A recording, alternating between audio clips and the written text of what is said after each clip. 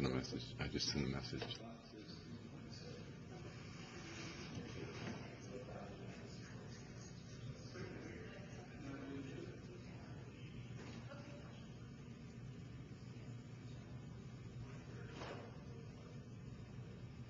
Should we start a couple minutes earlier?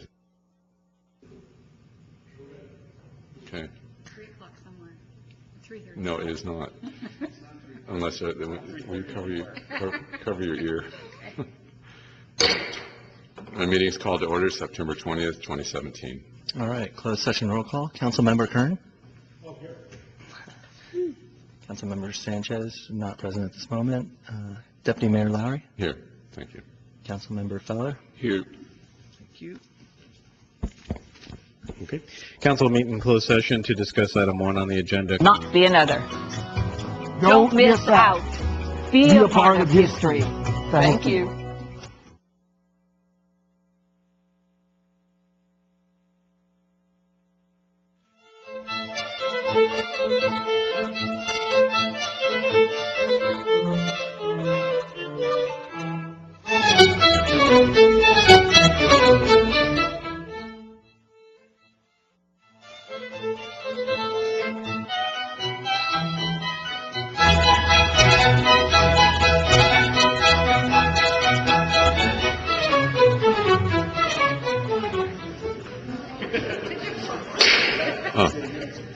Good evening, council meeting, September 20th, 2017.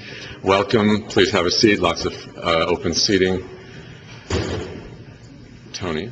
Okay, roll call. Councilmember Kern? A key. Deputy Mayor Lowry? A key.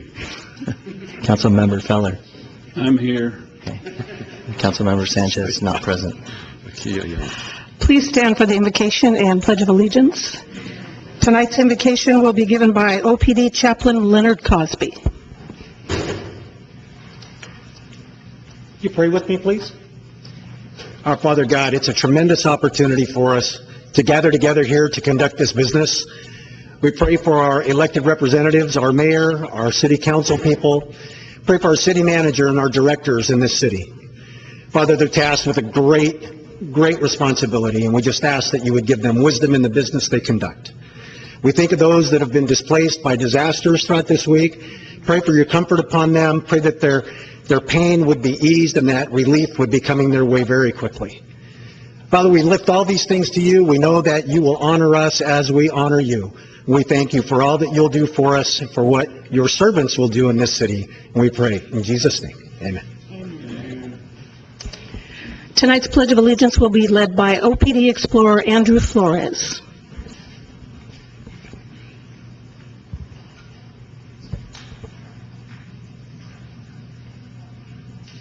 Place your right hand over your heart. Ready? Begin. I pledge allegiance to the flag of the United States of America and to the republic for which it stands, one nation, under God, indivisible, with liberty and justice for all. Thank you. Please be seated.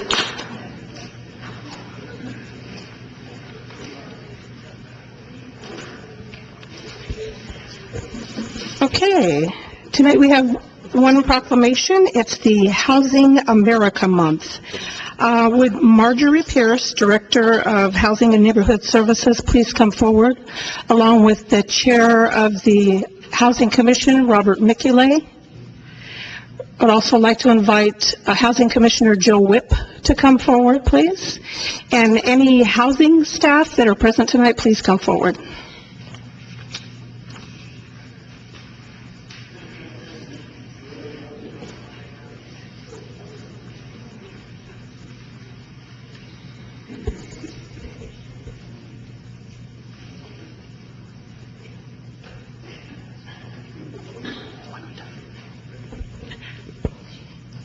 Proclamation in honor of Housing America Month, October 2017.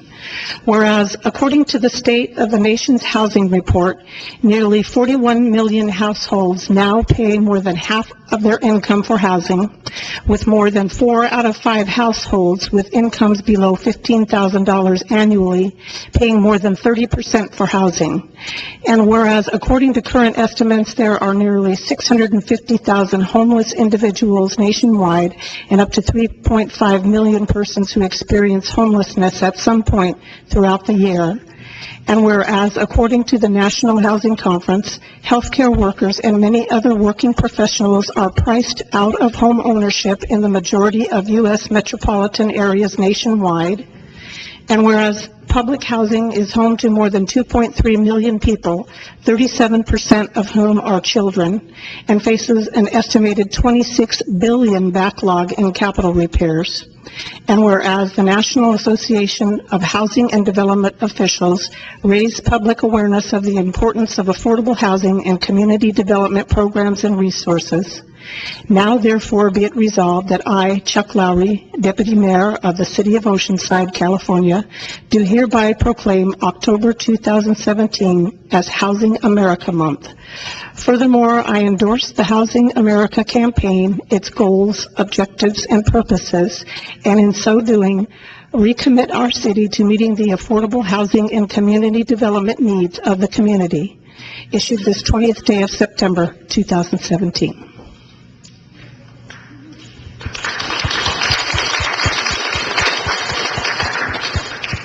So I want to comment on this.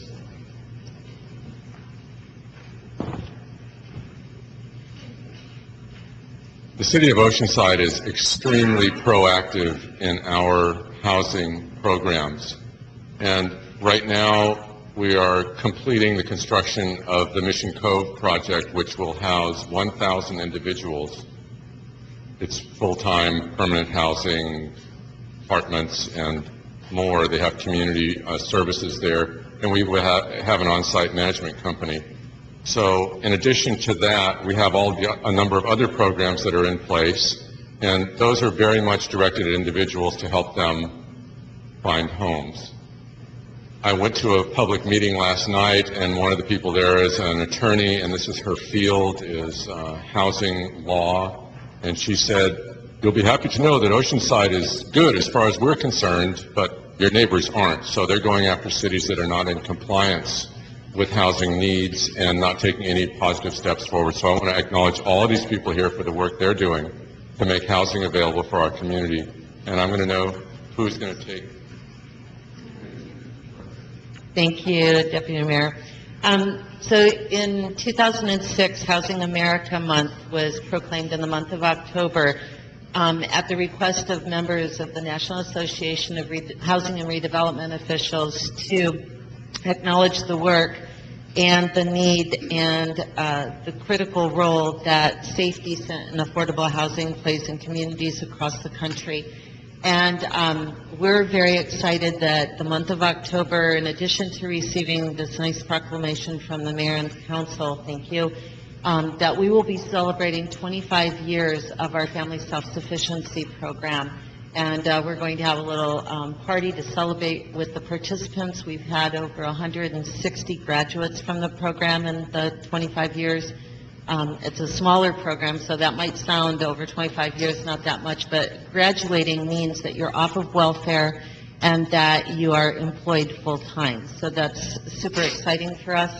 In addition, it's the kickoff of our What Home Means to Me poster contest, and I'm very pleased to announce that we have one young lady that moved on to the national competition. She's one of 8 from the Southwest Pacific region. The judging occurred last week, and I'm keeping my fingers crossed that our young lady will be the winner, of course, but that the calendar that goes out nationally will have her drawing in it. So we're really excited to be celebrating this, and we're looking forward to celebrating the opening of Mission Cove in the very near future as well.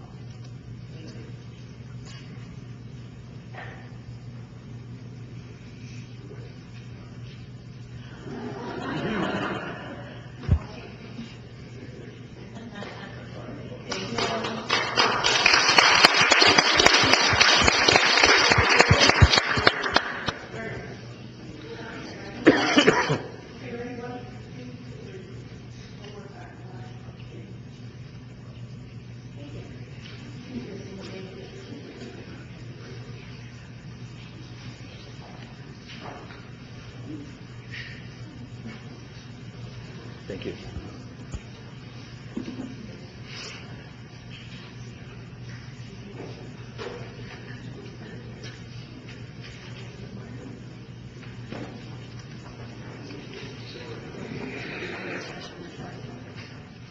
Yeah, look at this thing first.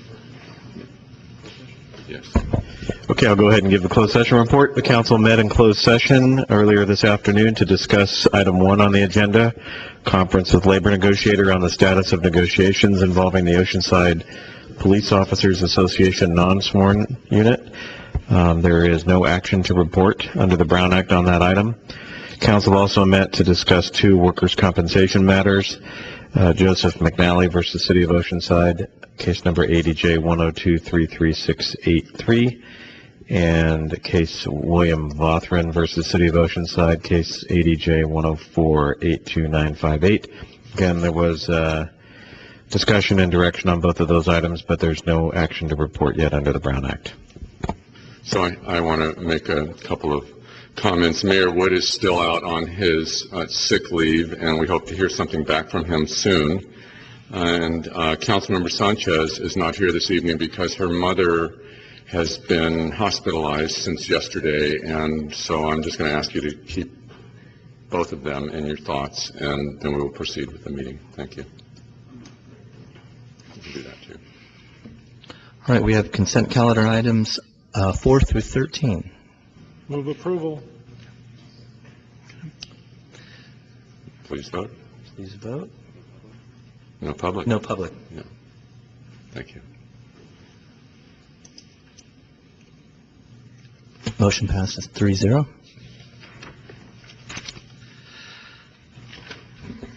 All right. Item 14. Adoption of a resolution to certify and approve the hiring of Vicki Sandoval as a part-time hourly extra help consulting assistant effective September 24th, 2017, in an amount not to exceed $30,000 per year to fill a critically needed position in the police department for the collection and processing of evidence.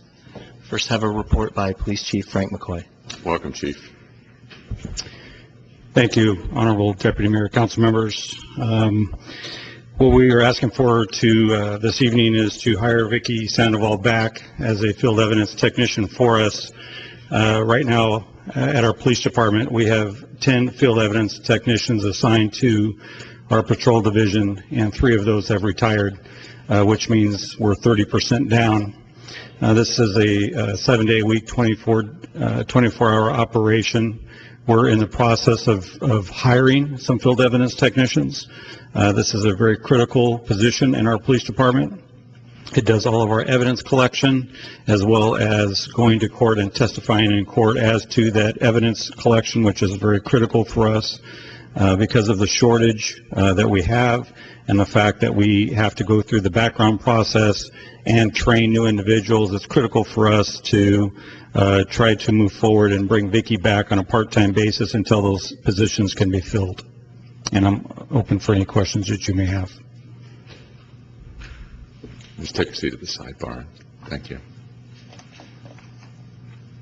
Councilmember Feller? Public? There's no public on this item. Thank you. Thank you, Chief. Is that something where you can hire laterally, or is it a long process to get these people in there?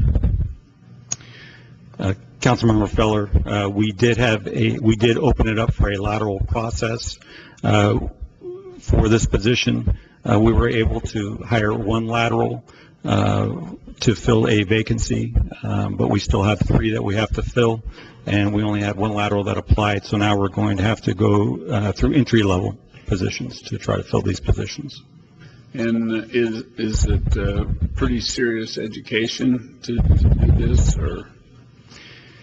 There is some pretty specific training that these individuals have to go through in order to be court-certified experts in this area. There is, again, because of the sensitivity and the evidence chain, it is very critical that the training is very important, and when we hire entry-level folks, it's about a 6-month process until they are court certified to be able to do this work on their own. Okay, thank you. I'll move approval. Second. Please vote. Thank you. Motion passes 3-0. Thank you. Item 15, authorization to award a contract in the amount of $6,322,279 to ATP General Engineering Contractors, LLC of San Diego for the annual overlay 2017-18 project. Approval of a budget appropriation in the amount of $3 million from Transnet Fund 212 to the Street Restoration Project account, and authorization for the city manager to execute the agreement upon receipt of all supporting documents. First, a report by Engineer. Good evening, Honorable Deputy Mayor and council members. My name is Gabor Pakuzdi. I'm with the Engineering Division. The item before you is for the annual overlay project. Staff is asking for award of construction contract and appropriation of additional funds for the project. The plans and specifications were approved by City Council on May 17 this year. The project was properly advertised. We received 6 valid bids. The lowest qualified bidder was ATP General Engineering Contractors of San Diego with a bid of $6,984,704. In order to keep the project within the limits of available funds, we have eliminated alternate 6 for a remaining contract amount of $6,322,279. For the use of recycled tires in the asphalt mix for this project, the city will receive up to $200,000 of reimbursement from the state of California. With that, the total cost of the project is estimated at $8,144,506. And for this, an additional $3 million is required. Staff is recommending this amount to be appropriated from the available Transnet funds. And I would be happy to answer any questions you may have. Thank you. Just have a seat there. No public on this item. Councilmember Kern. Thank you. Looking at the list, how does one get their street placed on the list? The idea of is there like a scoring system or something along that lines? Right, you have to turn. Jimmy, yes, Jimmy push his button for him. Oh, I did. Okay. Okay, Good. there we're good. Sorry. All right. Honorable Kern. Honorable Councilmember Kern. Just go ahead. Okay. We have what we call a pavement management program.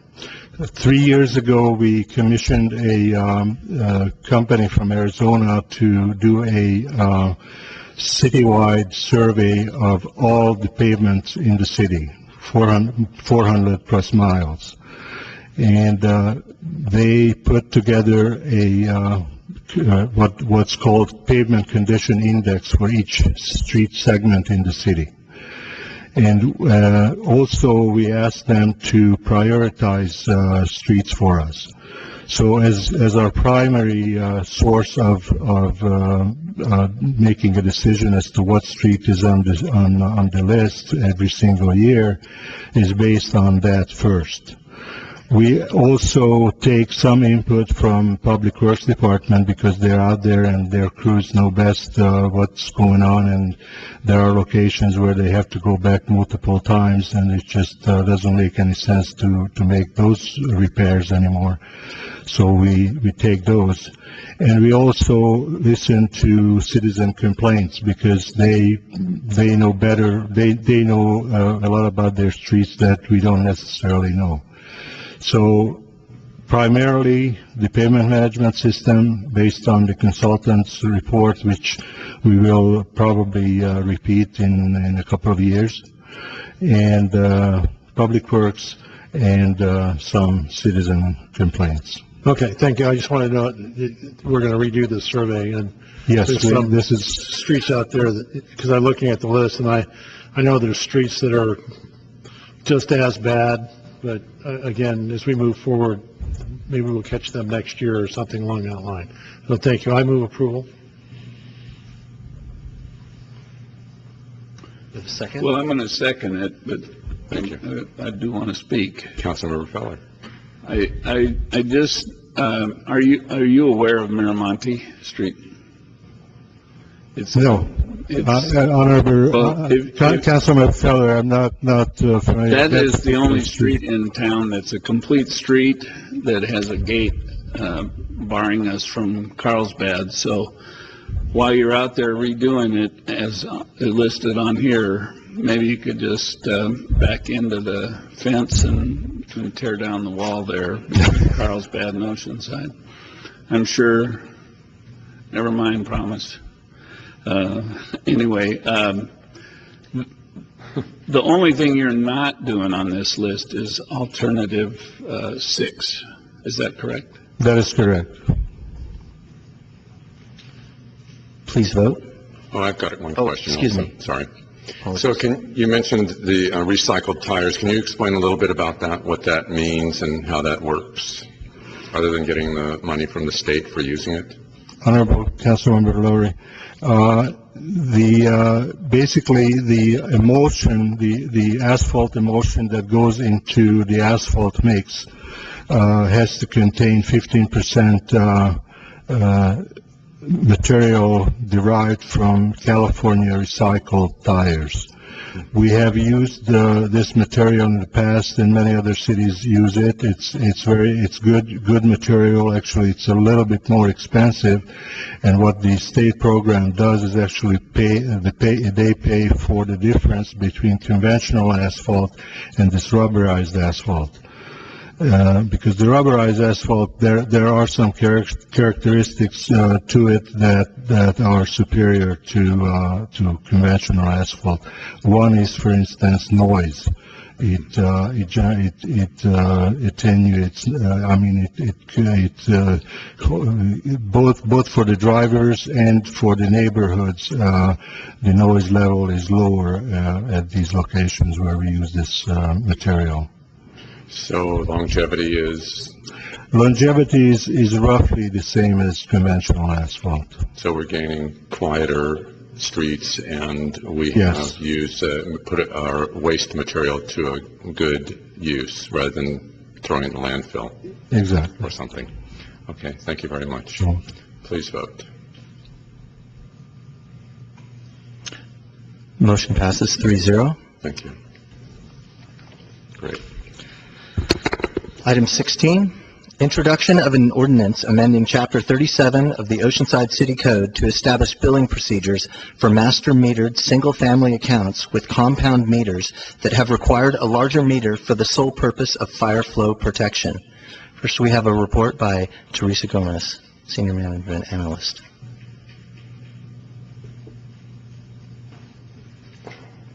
Oh, excuse me, I got it. Got it right here.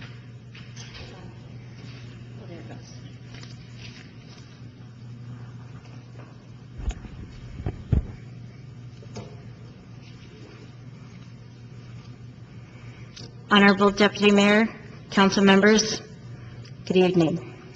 Teresa Gomez, Senior Management Analyst, Water Utilities Department. I'm here to discuss billing procedures for master metered single-family homes on accounts with compound meters.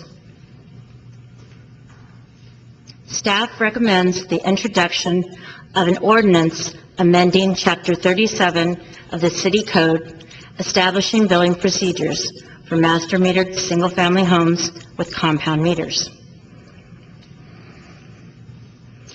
In a recent review of our customer accounts, billing inconsistencies were found with those master metered single-family accounts with compound meters. A compound meter is used when there's a need to register a wide variation or range of flows, the low flow sensitivity and the high flow capacity. It combines a smaller meter to register the low volume flows found in residential dwellings typically, and the larger meter to capture the higher volume flows that are more often found for fire protection and high volume. In billing compound meters, the fixed meter-related charges that are based on the size of the meter are historically billed at the size of the larger meter. We currently have 25 master metered single-family accounts that are on compound meters. And each of those 25 accounts have 3 fixed meter-related water charges that are being based on that size of the meter, on that larger size. By adjusting the billed meter size consistent to one size larger than the small meter, we establish a more uniform nexus at a loss to the department of approximately $165,000 annually. Staff recommends the introduction of the ordinance amending Chapter 37 of the City Code establishing billing procedures for master metered single-family accounts with compound meters. Thank you. Thank you. Just have a seat there with the department director over there. Thank you. Public? No public on this item. Councilmember Feller? Is this a result of the Oceana request we had last year that some of the larger, they were being billed for the larger meter, I believe, for a long time? Is that where this came from, or I'm not recalling when this happened? Honorable Deputy Mayor and council members, Carrie Dale, Water Utilities Director. Yes, this is a result of some public comment that was received last fall, and it has taken quite a bit of time for us to come up with a policy that worked well with the issues surrounding the multiple accounts affected by this type of metering. Well, I think it's a good solution. I appreciate all the effort that went into it, so I move approval.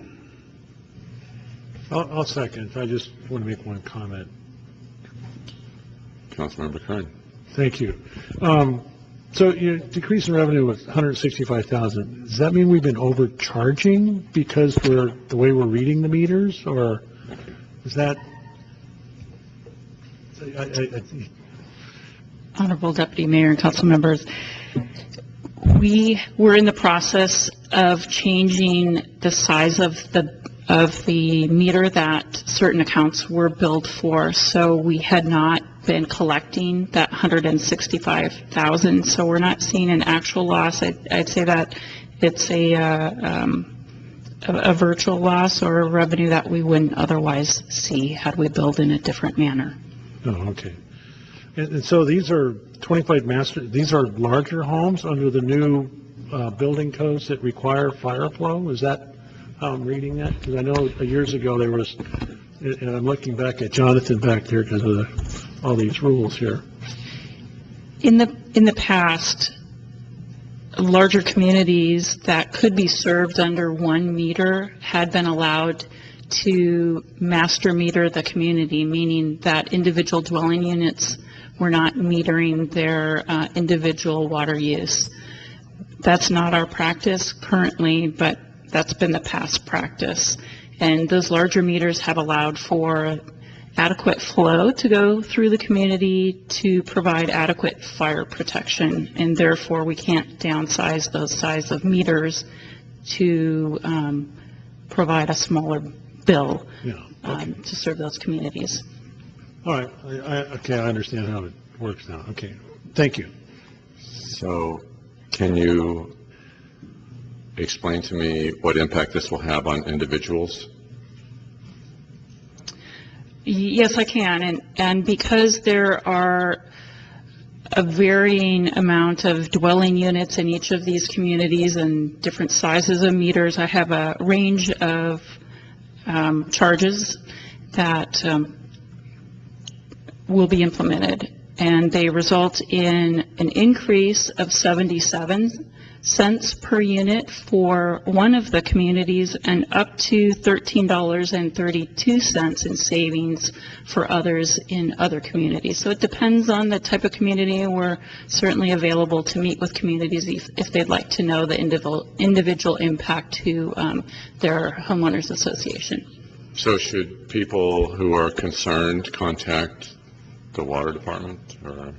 That would be advisable, yes. Okay. So if anyone has any questions, I suggest that they go ahead and go on the city's website and find contact for the Water Utilities Department and send your questions there, because we are just approving the process here. We're not going to be able to tell you whether or not you're going to have an increase or a decrease, but it sounds like the decrease is much more significant than the increase, the potential. That's correct. Predominantly, there are savings to approximately 23 accounts. 2 accounts are showing very slight increases in the costs, and we did do a fairly comprehensive outreach effort and have met with a lot of these communities to let them know of the change and to educate them on how it would affect them. But those that we haven't spoken to, we're certainly open to meeting with them. That's great. Thank you very much. Please vote. I got that. Go ahead and title this. Please title. This is the introduction of an ordinance of the City Council of the City of Oceanside, amending Chapter 37 of the Oceanside City Code by adding Section 37.34.1, billing practices for compound meters. Okay, please vote. Motion passes 3-0. Okay, so can we move on to public comment? Yeah, item 21. Thank you. We have 7 speakers. Okay. Okay. We're going to move to item 21, communications from the public regarding items not on the agenda. I'll call up the first 2 speakers, Steve Dupay and Lori Boone. You will have 3 minutes to speak. Hello. My name's Steve Dupay. I live at 814 North the Strand, number 9, and this is regarding parking. I went to Revenue and Parking to renew my parking permit because that's how I park my car. I have 2 vehicles. I have a car and a truck. Where I live only has parking available for 1 spot. I was told that my address does not fall within the beach parking residential area, and therefore I cannot renew my tag, so I can't park anywhere. I went to them and they said, well, you have a letter, you received a letter.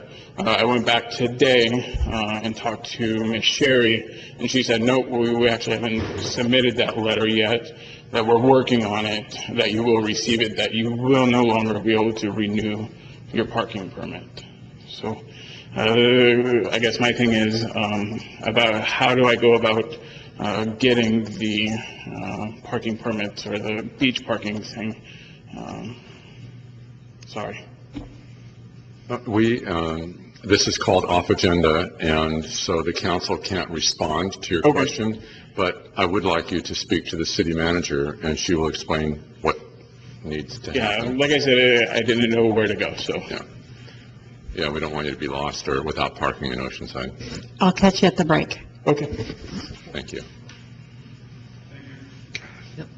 Thank you. Good evening, Oceanside City Council. My name is Lori Boone, and I am the Vice President of the Oceanside High School Foundation and Alumni Association. I've served in that position for about 11 years, ever since Oceanside High School celebrated their 100th year of existence. I don't know if you know that Oceanside High School is the 10th oldest public high school in the whole state of California, and it still sits on its original site. So, first of all, I wanted to thank you. I was so excited in the San Diego Union Tribune, the North County section, the local section, there was a fantastic story by Phil Deal saying that Oceanside is starting a study and a community effort to enhance the arts in Oceanside.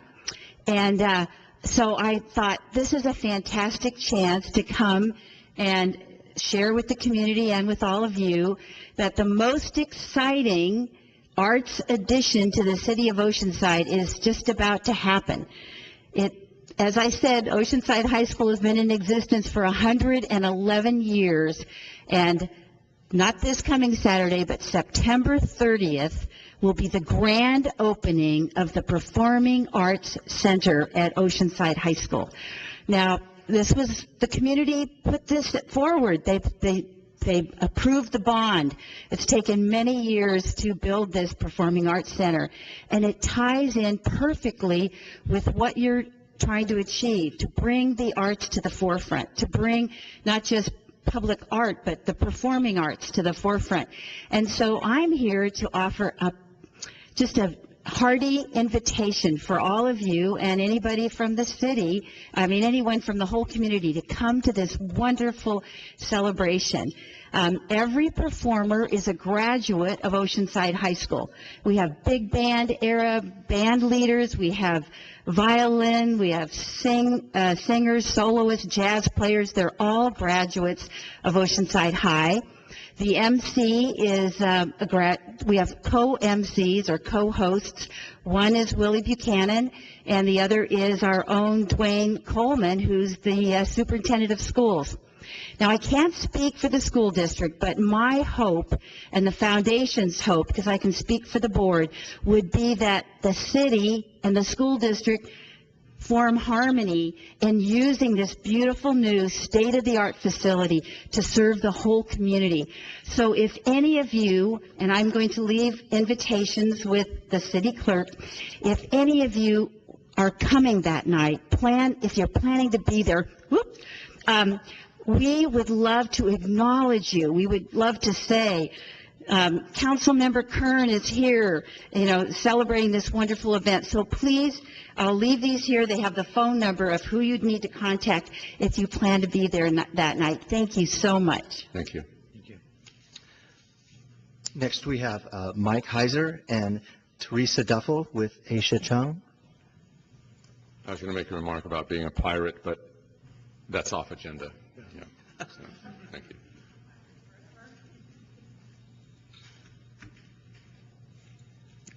Hi.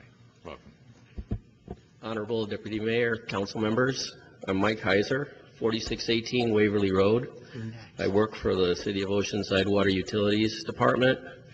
I'm here, and I'm president of the OCEA, the Oceanside City Employees Association. I'm here tonight to just show support for Mayor Jim Wood, and would hope that the council might grant him any extension possible for Mayor Wood's ongoing and continuing recovery. Thank you. Thank you. Thank you. All right, Teresa Duffel and Aisha Chung.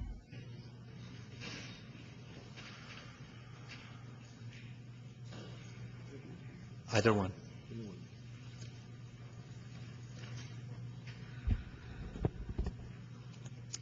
Good evening, everyone. My name is Asia Chung, and my husband's name is Jules DeHamel. Both of us are disabled Marine Corps vets.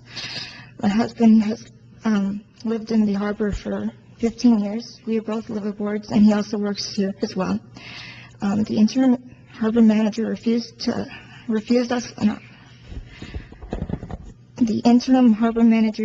us the opportunity to speak with him regarding a minor incident. Due to this incident, he has decided to terminate our sloop permit, which includes our liveaboard and leaves us homeless. My husband legally works in the harbor, and this would affect our livelihood at this point. The hardship that this causes is more than we can handle. We lose a place for our home, a place to live, location for work, and this also takes us away from our VA doctors at the VA Oceanside Clinic. All of this is due to the fact that the interim harbor manager refused us the opportunity to even speak upon our behalf. I have been diligent in trying to save our permit and our home by contacting the city manager and attorney to reach the city and attempting to reach the city attorney, as well as starting a petition in the harbor. At the rate that things are going, it will be homeless before the next harbor meeting. I just received an appointment with the city manager for next week, but our permit will be terminated by the 7th of October, so I am here desperately reaching out to the council in search of advice in hopes of delaying the eviction until we have proper time to speak with the city manager and city attorney and whoever in the harbor staff who would be willing to listen to our situation, as the interim harbor manager is still refusing to respond to our appeal. I am terrified of the thought of this going forward before I have a chance to get the appropriate answers, as legal issues move slowly, but the calendar does not. Thank you. Thank you. City Attorney. Mayor and Council, I just wanted to clarify, this relates to a slip permit that has been terminated but is in the appeal process, and there has been an appeal hearing set before the city manager's office, I believe on Monday at 1 o'clock. And so the appeal issues will be addressed to the city manager's office at that time. We have already scheduled that hearing. My office has not been contacted by the permittees, so I thought I heard a comment that we have not spoken to them. I have had no messages from the permittees, but otherwise we're not allowed to discuss this tonight. Thank you. Sir, this has been an issue that is going to be revoked before the next Harbor Council meeting, and that's kind of why. Just so we're clear, there's an appeal hearing on Monday. The termination date is well after it's not an eviction, but the slip termination date is not effective until significantly after the appeal hearing date. So these issues that you raised today can be brought up at the appeal hearing on Monday. And what time would that be set for? 1 o'clock. She's already aware of it. It's been set. It's been set. Okay. Thank you. All right, next we have Mr. Jimmy Knott and Amber Newman.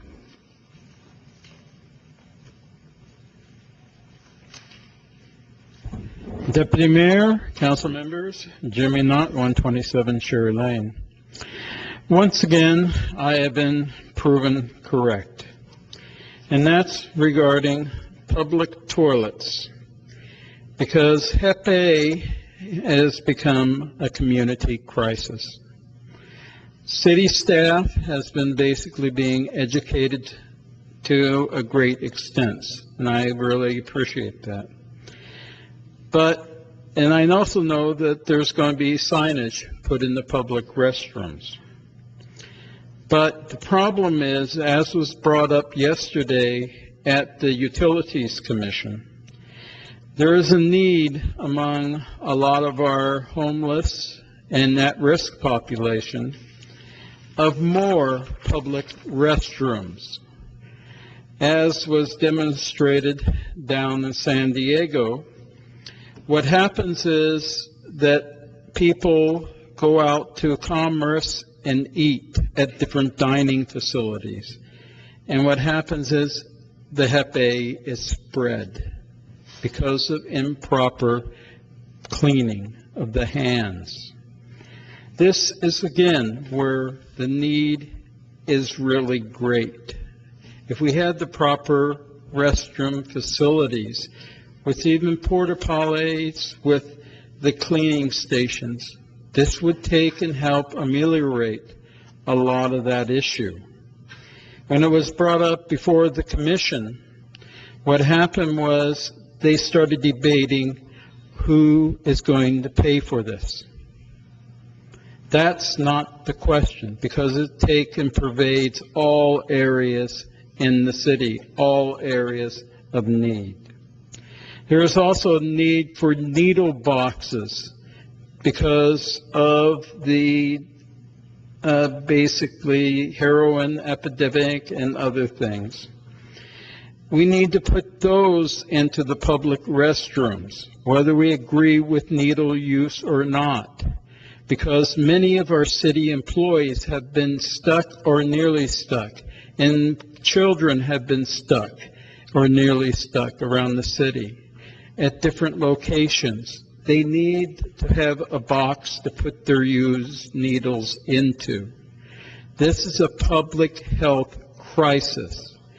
And I make a suggestion that you spearheaded this with our local medical institutions and see what we can do.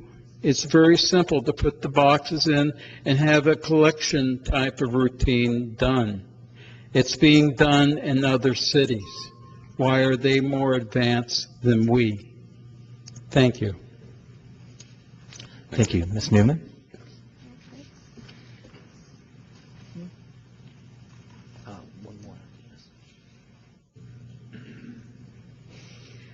Gotta love that we have an expert here, right?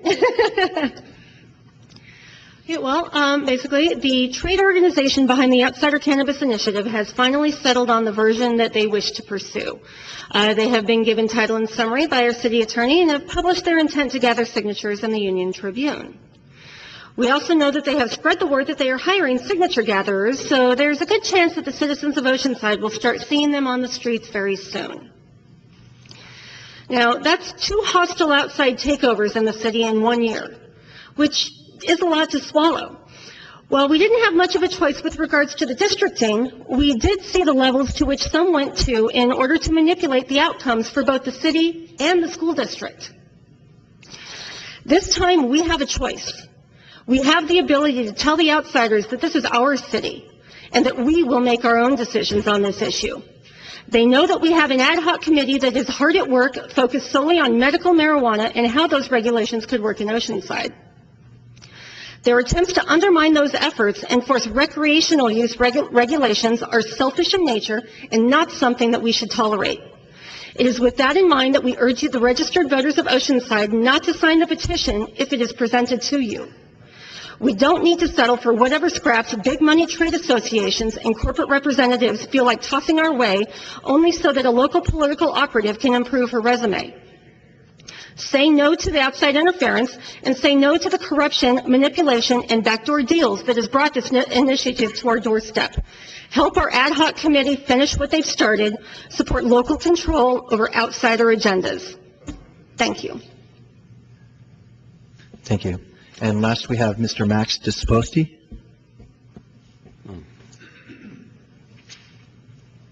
Hello, good evening, council members, deputy mayor, city manager, down in the back. I'm actually here representing the Oceanside Library, public library. I'm the board president of the library. I'm here actually to thank the council, the deputy mayor, for approving our strategic plan, which we worked a lot in the past few months. I know when people hear strategic plan, usually it doesn't come as a fun work. I'm actually really proud to see how much our staff, our board of the public libraries work together with the community to make sure that the mission statement, the vision that we have embraced is actually creates a living document. So for the first time, I'm sure you know through the great work that our director of the library has shared in the past, the incredible services the library provides. I think we still struggle to let the community know about the incredible services that we have. And since I joined the library 2.5 years ago, I was myself very honored to be able to serve in that capacity, but also to share with the community the great success that the library has achieved. So our strategic plan is actually a living document, and thank you for approving it. Just to share a few data with the community, 415,000 libraries visits were made in 2016. 11,000 library cards were issued. 400,000 items were circulated, and 48,000 questions answered by our library staff, in addition to 1,000 library programs that offered each year. I don't think even the City Hall gets that much traffic throughout the year. And so it's just, I'm here as an ambassador and advocate, besides being a board president for the board, for the library board, to just share with the community the incredible impact that these services have and programs have throughout the year. Just the past summers, thousands of youth were served, and most of them happen to be underserved youth. So I just wanted to be an echo of the vote that you brought to us in the past session in supporting the strategic plan. So I thank you for the consideration, for your work. Thank you for the opportunity. Yeah. I didn't finish it. Thank you. That's it. We're at the public comment section of the meeting, so if any of the people who just came in would like to speak, now's your chance. Just state your name and we'll take it from there. Good evening, council. My name is Drew Andrioff. I'm sure you guys seen me here before. As you know, Jerry, Chuck, we've been doing this ad hoc committee, and it seems that we don't have not only support but opposition, which seemed all right at first because I can understand the moral and the ethics behind it. But now we've learned that we actually have a council member who's working against us with this outside committee. To me, it seems ingenuine. It seems not really fair to the work that the members of the ad hoc committee have put forth, the energy and the time. So I hope we can take that into consideration coming up on October, November, when the ad hoc releases its findings. I really prepared a speech today, but I think it's time that we should actually look to begin our own initiative here in Oceanside if the committee is not progressive in this effect. Thank you. Thank you. Anybody else? Now's your chance if you would like to speak. We've got a couple minutes left. Don't be shy. Take a break. Oh. Actually, Mr. Deputy Mayor, I'm going to put you on a spot just a little bit, since I missed the cultural arts meeting last Thursday because I was at the community engagement panel, and you were there. Can you kind of fill us in how? Yes. Last week, there was a meeting in the community rooms, and it was the first of 3 meetings I went to that evening, and it was the most crowded of all of them. The community rooms are the 2 rooms next to the library, right down from where we're seated right now, and there were probably between 80 and 100 people there, and I introduced myself and welcomed the community, and I suggested that we have such a diverse community, and the attendance at this meeting really reflected a lot of that diversity. What happened was the city Arts Commission squirreled away their budget for 2 years. They have a $25,000 a year budget, and they put together a proposal, and they hired a consultant to help the people of Oceanside craft an arts program that would consist of anything. Everything is on the table right now, so it's a good time for the community to be involved, whether they're interested in street art or programs that would be community programs that the city would host. It was a very forward-thinking decision on the part of the Arts Commission to do this, and even the consultant they hired is highly educated and experienced in that field of helping communities put together their arts programs, and I think that we're going to have some success from this. I reassured them that they had council approval, but we didn't include any money with that other than the money they already had. So it's very likely they're going to have to go outside of this room to ask for grant monies or come up with some other proposals that will create more income rather than simply asking us to cut them a check.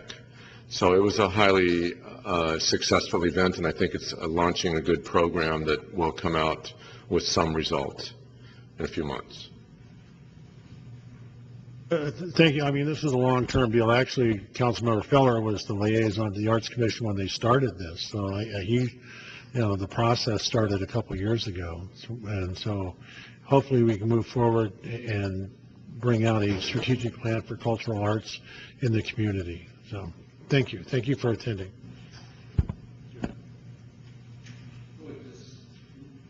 I would just say that it was, I let them know early on that, if they wanted to use that money, in that way, that was one of the things that they should do is, as Chuck said, squirrel the money away. So they did, and so it's a good thing. And the only other thing I want to say is happy birthday to my mother-in-law, who will be 100 Friday. So, but she doesn't know it. Any more public comments? People who just came in? We've got time for one more public comment. Nope. Okay, we're going to take a break until 6 o'clock. Thank you.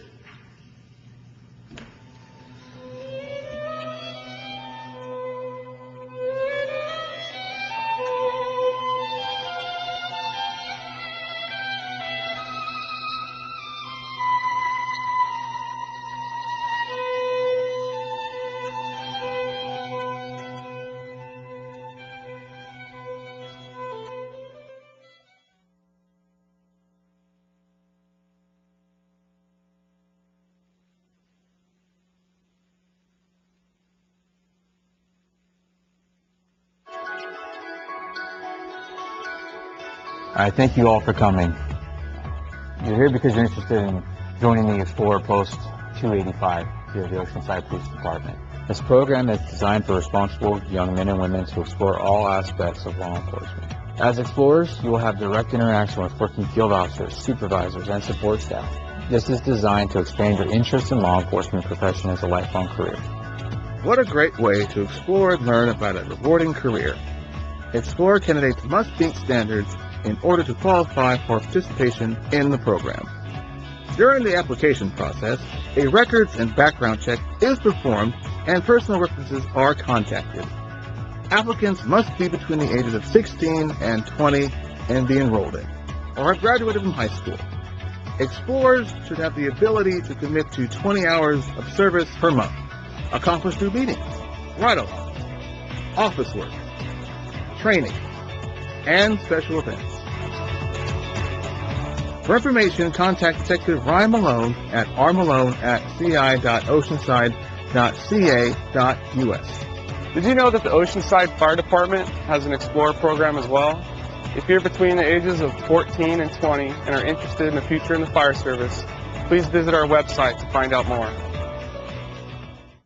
If back pain is keeping you from doing what you love, we want you to know about the Mazor Robotics Renaissance System, an innovation in spine surgery, first offered in San Diego at Tri-City Medical Center. Meet Dr. Payam Moazes. Dr. Moazes is among the most experienced surgeons using the Mazor Robotics Renaissance Guidance System. This system is 99% accurate, requires a shorter hospital stay, is safer and less invasive. Recover faster. Get back to doing what you love. Tri-City Medical Center. Advanced healthcare for you. Are you a veteran or a family member of a veteran? You may not be accessing all the benefits and services for which you may be eligible. The Oceanside Public Library is proud to announce the addition of a Veterans Connect Resource Center to assist veterans and their families in connecting to these important resources. The Veterans Connect Center is located on the second floor of the Civic Center Library and features books, brochures, and other material on education, employment, housing, health, disability, and other benefits that may be available to veterans and their families. In addition, a Veterans Resource page is available on the library's website with links to local, state, and federal resources. Trained volunteers are available to meet with veterans and their families on a walk-in basis every Wednesday afternoon from 12 to 4. The creation of the Veterans Connect Center was made possible by a grant from the California State Library in partnership with the California Department of Veterans Affairs. This project was supported in whole or in part by the U.S. Institute of Museum and Library Services under the provisions of the Library Services and Technology Act, administered in California by the State Librarian. For more information, please call 760-435-5600 or visit oceansidepubliclibrary.org.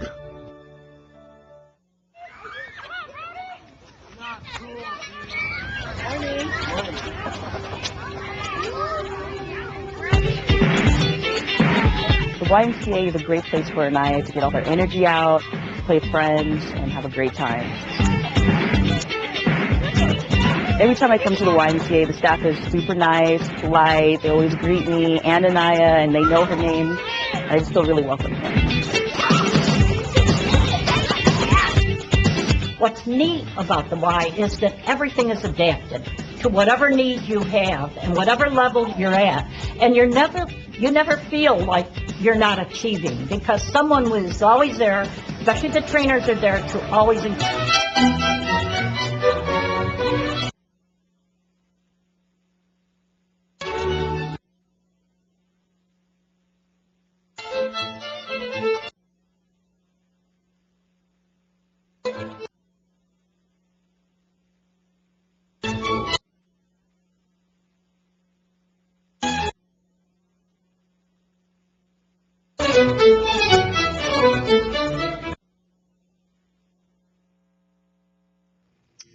Okay, we're resuming the meeting.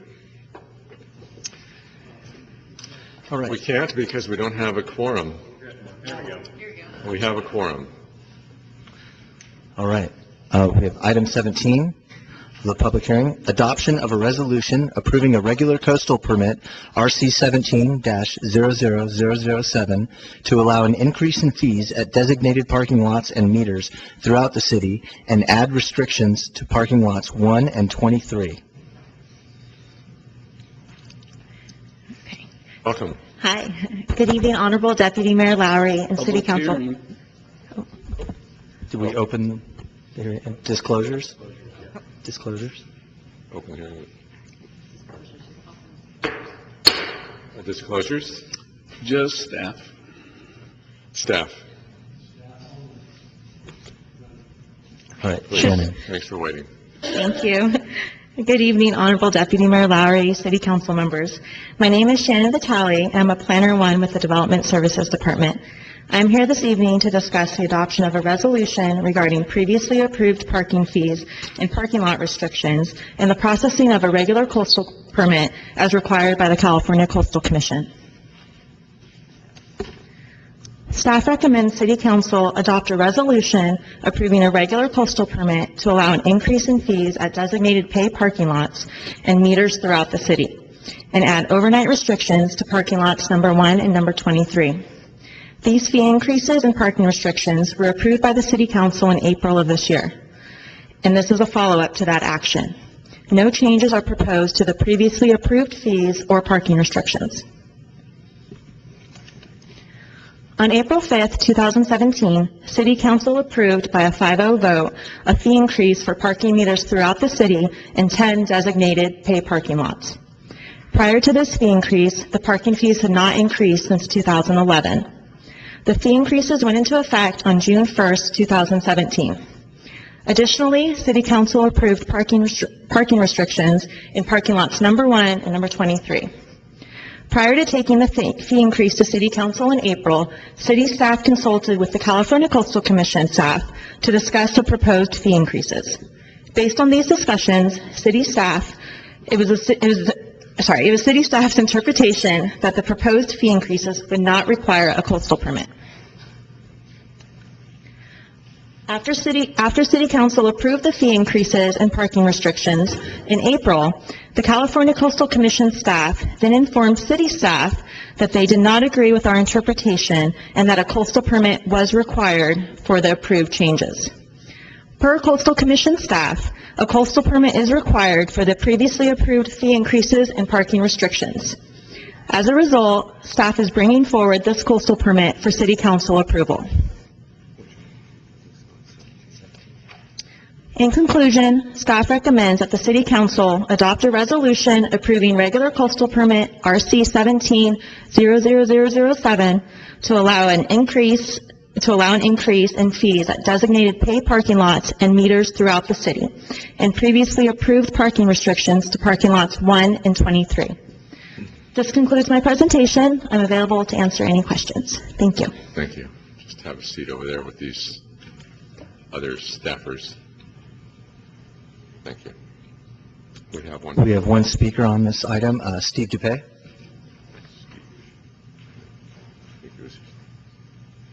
Hello, Steve Dupay, 814 North Strand.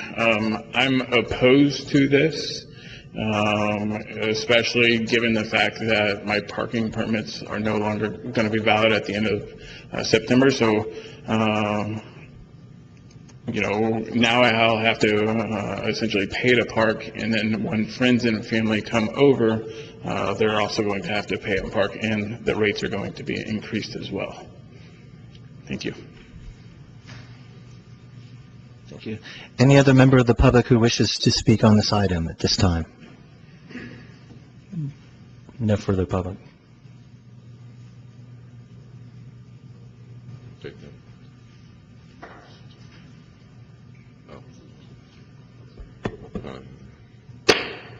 Public hearing. Councilmember Kern.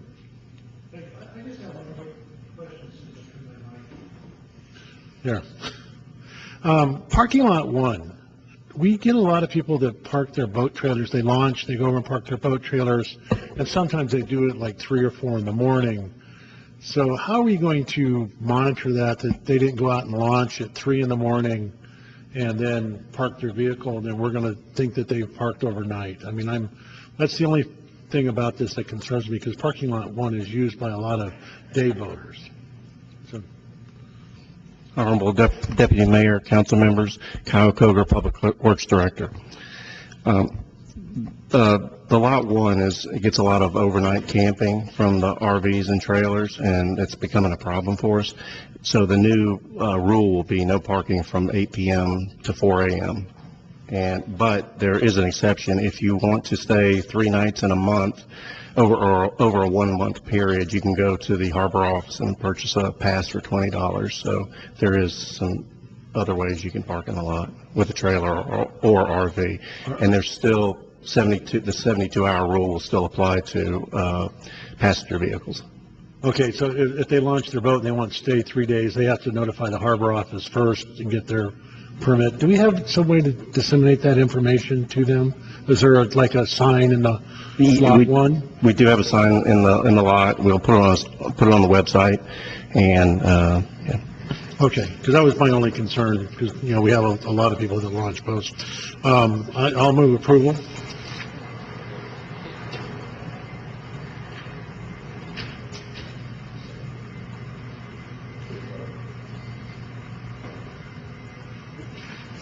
Motion passes 3-0.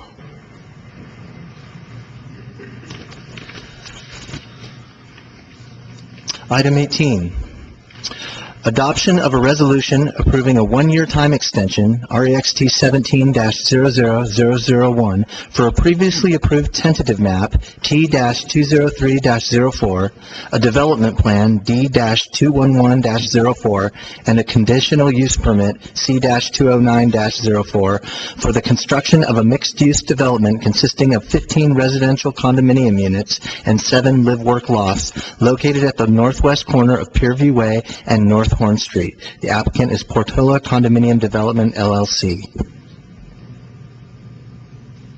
Public hearing. Open the public hearing. This is a public hearing. Disclosures? Just staff. None. Staff only. Thank you. Good evening, Honorable Deputy Mayor Lowry, council members. I'm Tiffany Chen with the Planning Division. I'm here to present the proposed 1-year time extension of the previously approved Portola mixed-use project. The request is for a 1-year time extension for a previously approved 6-story mixed-use development with 15 condo units and 7 live-work units on 0.35 acres. The condo units range in size from about 1,600 square feet to 2,200 square feet. The live-work units range in size from about 1,600 square feet to about 3,000 square feet. 50 parking spaces are provided, 41 spaces are required. At their meeting on July 26th, the Downtown Advisory Committee recommended approval of the 1-year time extension by a 6-1 vote. The project site is located at the northwest corner of North Horn Street and Pierview Way and is surrounded by a mix of commercial, office, and residential uses. A brief background on the project. In May 2006, the Community Development Commission approved a tentative map, development plan, and a conditional use permit for the project. And the original expiration date was May 10th, 2008. In November 2007, a substantial conformity application was approved to allow for structural and code-related design modifications. In May 2008, the Community Development Commission approved a 2-year time extension to extend the expiration date to May 7, 2010. The project then benefited from state-authorized time extensions, which extended the expiration date to May 7, 2017. The current request would extend the expiration date to May 7, 2018, which is 1 year from the previous expiration date. The project scope has not changed and still complies with the general plan and would provide additional housing and commercial opportunities. It is consistent with the zoning ordinance and would enhance the property and the surrounding neighborhood. This extension would provide a final opportunity to develop the project. Staff recommends the Community Development Commission adopt a resolution to grant a 1-year time extension to extend the expiration date of the tentative map development plan and conditional use permit to expire on May 7, 2018. This concludes my presentation, and I'm available for any questions. Thank you. Thank you. Just have a seat over there with the boss. Thank you. Any members of the public who wish to speak on this item? No public. Thank you. Councilmember Feller. Wait. Oh, excuse me, ma'am. Sorry. The only thing I was wondering is in that zoning district, there's been a debate whether what the time that they're supposed to start. Now, there's been some private construction done by people that own their own property in that area, and they will start like testing their machines and dropping pipe and stuff before 7 o'clock in the morning. And I'm just wondering, what is the legal time that that work should start and not before that time? And for the zoning area. Staff will answer the question once we're all through. Huh? Staff will answer the questions once we're all through. Okay. Thank you. Mr. Mayor and council members, generally speaking, we condition development projects to only occur certain hours of the day. Generally, it's either at 7 or 8 in the morning. We would have to look at the specific situation on which property the speaker is referring to, but there are restrictions on hours for construction and even days. So thank you for explaining that.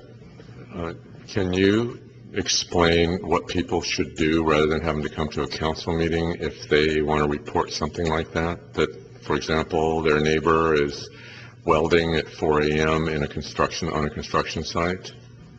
Mr. Mayor, I certainly don't want everyone inundating the planning division with calls, but if there's zoning issues, and I know that's hard for the public to discern that, so they can call the planning department and we can either deal with it or direct them to the appropriate city department. Sometimes it's another department or code enforcement, et cetera. Okay, thank you. The manager, that's a code thing. Honorable Deputy Mayor, council members, the OPD non-emergency number can also be called. This particular project, I believe it's 7 a.m. in the morning is the start time, if I'm not mistaken. Okay. Councilmember Feller. Close the public hearing? No, I didn't. But we're going to try. Public hearing is closed. Councilmember Feller. Thank you. I was here. I think I'm the only one that, except maybe Councilmember Sanchez, that was here when this was approved, and we thought it was a great project 11 years ago. I just wish, the downturn didn't happen. I think that's probably the real reason here. But I look forward to seeing that go. I know the time that they were talking about that we were just referring to is 7 o'clock. on almost everything we do, so I would be assured of that. So I will move staff's recommendation. I'll second, but I do have a request. Tiffany, you mentioned this is the final opportunity to get this thing going. Is the applicant here this evening? Oh, thank you. Can you tell us what's happening? I mean, it's been a while, so can you tell us, this one-year extension, or because I don't know, I don't want to be sitting here in May and processing another extension. So, what's the plan? First of all, can you identify yourself? My name is Michael Cigini. Good evening. I am the original developer, and as you know, I have developed other properties in Oceanside, and I love Oceanside. And I was been a member of the community for a long time. Unfortunately, as you know, the cost of construction is going up, and in Oceanside, the sales are not going up, the prices, as much as construction costs going up. So getting a loan from a bank is getting harder and harder. So I have tried several times and to be able to do that, and it just didn't happen. So now I'm working with another bank, another investor, and I'm hoping that that comes true, and I'll be able to get a permit, at least get a permit, do the final map. And once I get the final map done and get a permit, then I have a few years to be able to build it. And hopefully the prices will go up as far as sales goes. I don't want to really rent them. A lot of people build and they rent it, and I really want to sell them. And so that's basically where I am right now. So this would give me an opportunity to able to work it out and see if I can finish up the plans. And the plans are pretty much done, to do the final map and then get the loan and build it in, go to construction in a year or two. Okay, good. Thank you. Jack? I have one. Mr. Shigini is right, and I just as recently as yesterday, I recommended somebody who was looking for something in 3 or 4 years for a view, and you're going to have a Thank view. you. So, he's going to wait until you get going, but I think he'll be satisfied with his view, that's for sure. I had a loan, and the construction cost was a lot lower, about 11 million. Now it's about 14, maybe even higher. In 2007, and it was East West Bank. And when the financial crisis started, I was just going to construction. I went to construction on my other properties here, and I was going to go construction that one too. And the bank pulled out the loan. Basically, they said, well, they gave it to me, but now they give me 8 million versus 11 million. So that's why this project got on hold. And but properties value are going up, and this would be a benefit for Oceanside. It's a great project, and it would bring to me, I think it's a better project than the ones that they're building downtown, because we'll have a much better view and anyhow, I appreciate if you consider passing this. Thank you. Thank you. Planner Hunt, can you explain a little bit about that this is the last go-round for this, that there will be no further request for extension, and tell me a little bit about the timing on this? Does it mean that he has to break ground? Just give me 10 seconds on that, so that people don't understand what this process is that we're going through. And it's great that he's applied for the extension because we want him to be able to build his project, but I'd like the public to understand what's actually happening here. Is not simply that we're throwing out another year. We have a regulation that allows one more year, and this is that final year. Deputy Mayor, that's accurate. The zoning ordinance allows us to grant a number of extensions. In addition to that, as Tiffany mentioned, the state granted some automatic extensions during the Great Recession. So this project is at their last possible extension at this time. So if it's not vested by a certain time, which would either require pulling permits or getting grading on the ground, there may be some other activities that vest the permit, then the permit essentially is dead. Okay, thank you. All right. Okay. Please vote. Please vote. Motion passes 3-0. Thank you. You got your extension, sir. Thank you. Thank you. Okay.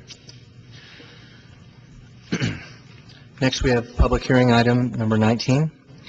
Introduction of an ordinance amending Article 12, Section 1210 and 1232, Part 2 of the Downtown Zoning Ordinance, RZA 17-00002, and adoption of a resolution establishing the amended text as part of the implementing documents of the Local Coastal Program, RLCPA 17-00002, to allow multifamily developments by right within Subdistrict 13, with the exception of properties fronting along North Coast Highway and Highway 76.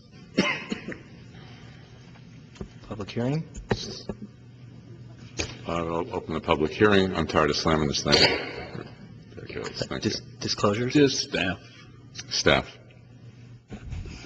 Staff only, we actually voted on this last May. Yeah, so the staff is coming back for something we've already kind of tentatively approved. So staff only on this one. Welcome, Scott. Good evening. Good evening, Honorable Deputy Mayor Lowry and council members. I'm Scott Nightingale from the Planning Division, here to present Agenda Item 19, to introduce an ordinance to amend Article 12 of the Downtown Zoning Ordinance and adopt a resolution establishing the amended text of the Local Coastal Program to allow multifamily developments by right within Subdistrict 13.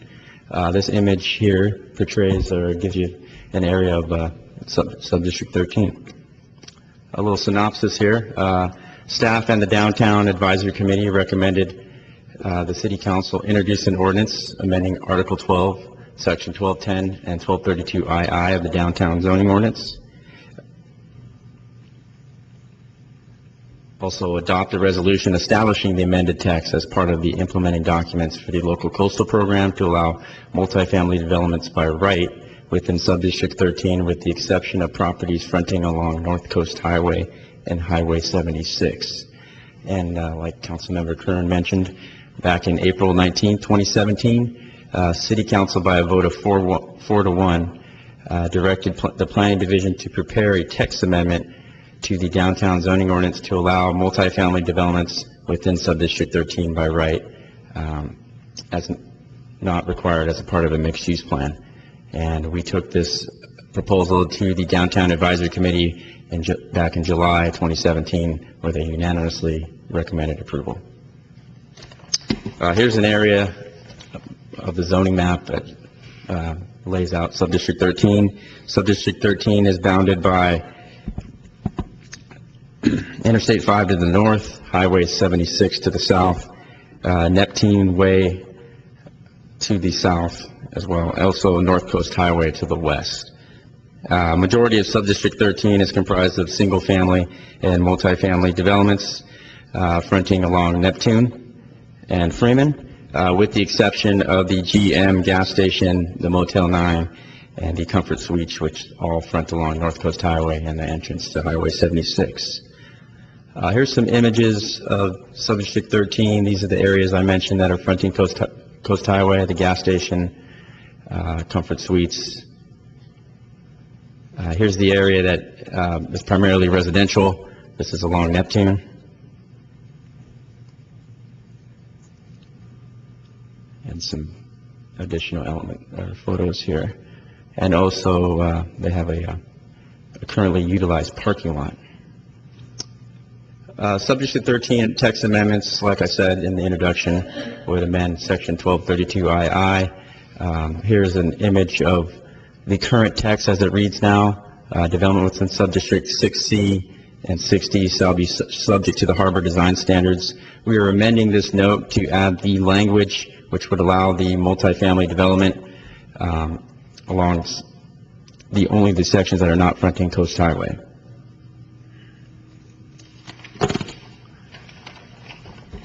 And also the subdistrict 13 definition would now read, to provide a mix of visitor/commercial office and multifamily uses and developments. Residential uses are allowed as a multifamily project or as a part of a mixed-use project. So as you can see in the yellow text there, that would be the added text that would allow the multifamily development to this new definition. We would also amend the matrix table, which would allow multifamily development by right. Currently, it's not allowed. It's noted as an asterisk, so we would change the asterisk to a P for permitted. When analyzing this project, staff reviewed the following project based on conclusions and findings. The project had compliance with the land use element. There's no change to the permitted maximum density. As of right now, mixed use is allowed by right with the conditional use, with the mixed use development plan. The current density for that is 43 dwelling units per acre. We're staying consistent with the allowance of 43. Mixed use may not be viable due to the lack of commercial visibility along Neptune and Freeman Street. Allowance of the multifamily would provide property owners with an opportunity to redevelopment and enhance this underutilized area. And also the compliance with the downtown zoning ordinance. Any future multifamily development that would come in after this would be subject to the downtown zoning ordinance and the development standards. And also the project is compliant with the local coastal program. There'll be no public coastal access impacts, no impact on public coastal views, nor would there be impact on public parking. With that, staff recommends that the City Council introduce the ordinance amending Article 12, Section 1210 and 1232II of the Downtown Zoning Ordinance and adopt a resolution establishing the amended text as part of the implementing documents of the local coastal program to allow multifamily developments by right within Subdistrict 13 with the exception of properties fronting along North Coast Highway and Highway 76. This concludes my presentation. I would be happy to answer any questions. Thank you. Just have a seat over there at the side. And are there any members of the public who wish to speak on this item? No public. Councilmember. You got to close the hearing? Sure. Close the public hearing. Okay. Councilmember Kern. Okay. Thank you. I'm going to move introduction of the ordinance to amend Article 12 of the Downtown Zone Ordinance and adopt the resolution establishing the amended text of the local coastal plan amendment and allow multifamily development by right within Subdistrict 13, multifamily residential within D13 subdistrict. That's my motion. Very well done. Can we vote now? I got a second. Does the attorney get to speak? I'll need to hear, if there's no more comments, I'll title the ordinance. No. Please do. Okay, this is the introduction of an ordinance of the City Council of the City of Oceanside amending Article 12 of the Downtown Zoning Ordinance to incorporate multifamily residential development by right within Subdistrict 13. Okay, thank you. Please vote. Motion passes 3-0. Thank you. Almost done. We have currently one more person who in the public wants to make an off-agenda comment, and if anyone else wants to make an off-agenda comment, run over to that table there and bring down a little form, put your name on it, and we will call you up next. Mr. Robert Harden.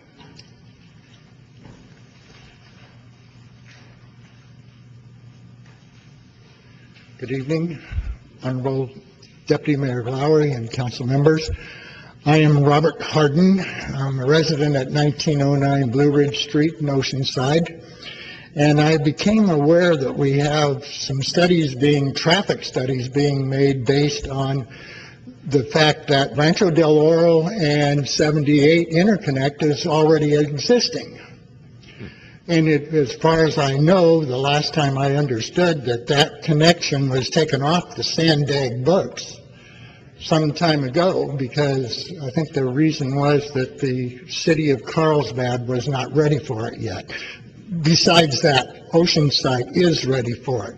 And it's being used for the studies for the development of the industry. I think it was the one I got involved with was the Pacific Coast Business Park Phase 2 project.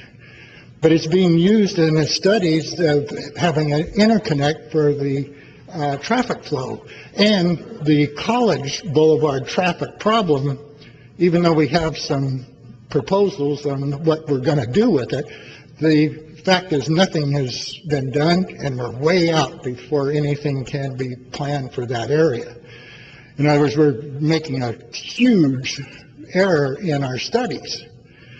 But my proposal is that the city of Oceanside reestablish that through Sandag as a project, and let's put a high priority on it and get it done.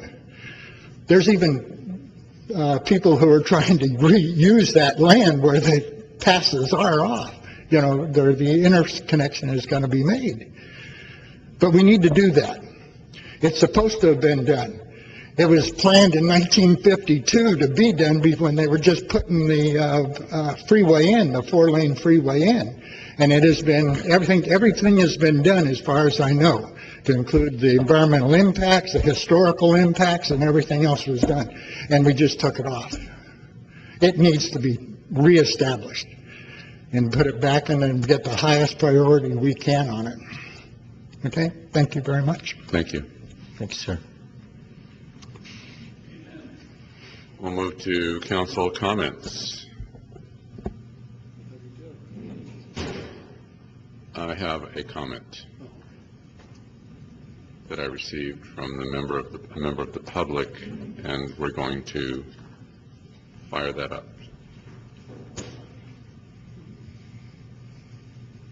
Thank you.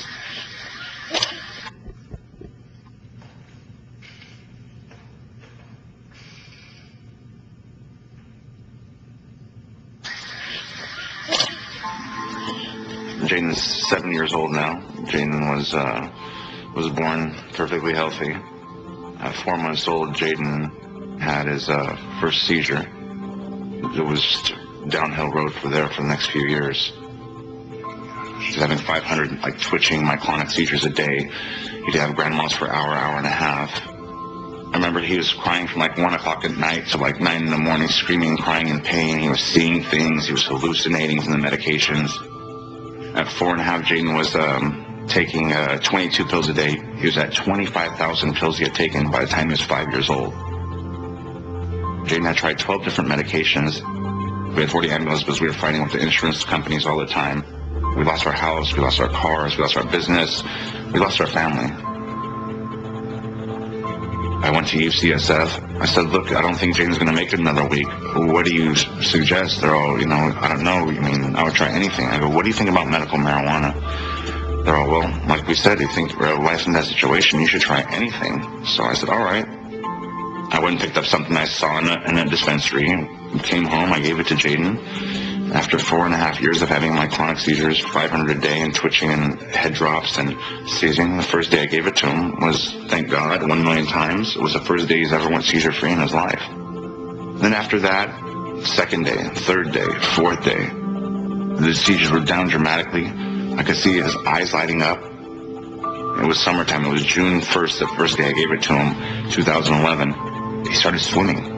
Jaden's never been able to swim before. The sudden temperature change of water would give him a seizure. Boom, I put him in the front yard, and my neighbor's like, oh my gosh, we've never seen him in the front yard. They're so excited, they were cheering him on. I started weaning him off the medications after 1 month I was on the CBD. Every time I took him off, he would suffer for 2 weeks, and boom, he'd become more human. Then take off another pill, suffer for 2 weeks, boom, become more human. Jaden started chewing. Jaden was only eating Gerber food all the way till he was 5 years old. He started chewing. with taking 25,000 pills, it really wears on your body and brain, so it's kind of recovering more from the medications than from the epilepsy. And we decided to wean off the hardest one, benzodiazepines. He was having tremors, nightmares, brain zaps. I've contacted 30 different benzo withdrawal clinics. They go, how old is the person that's coming on that you want to bring into our clinic? And I tell them 7 years old. And they scream at the top of their lungs. Every single one vividly say the same exact thing. You have a 7-year-old on benzos? Because we have people here that are football players. We have people here that are big, tough guys that are dying, literally dying from benzos, and you have a 7-year-old on it? As a 7-year-old, my son's been addicted to it since he's 16 months old. So now we have to figure out a way to wean him off by ourselves because the benzo detox clinics are not willing to take in a 7-year-old. Since we've been using the CBD, he's been doing amazing. It has under 1% THC, so it doesn't give you that euphoria. Second thing is it's abstracted, it's organic, we know the dosaging, the milligrams. We're in the forefront of something huge. It's either you're going to give up and just let your child be a vegetable and die, or you're going to sit there and fight. I still haven't met Jaden yet. I know Jaden in 22 pills, but I'm down to Jaden in 2 pills. That's who I know right now. I don't know Jaden, but on medication.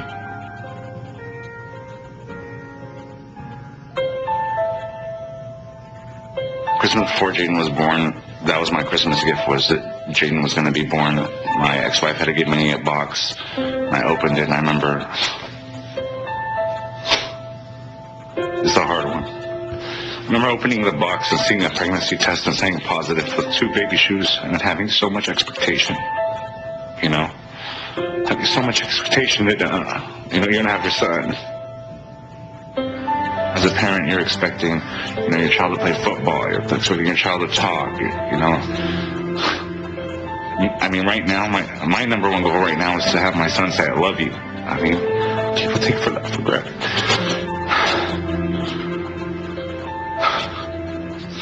People take that for granted. Their kids could talk and say, I love you. That's all I want to hear my son say. But if I could hear him say that, I'll be more than happy. He said it one time on CNN, I la Lou. He was really close, but I gotta hear it. I mean, if he says that, I've already conquered the world. Seeing your child suffer, there's nothing worse than that. There's no torture worse than that, especially every day.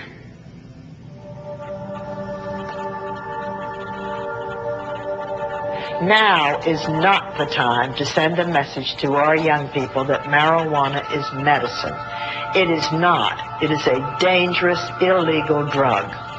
Is it legitimate?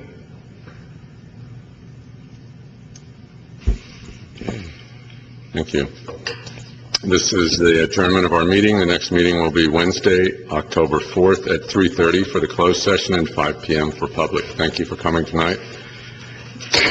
Meeting adjourned. Thank you.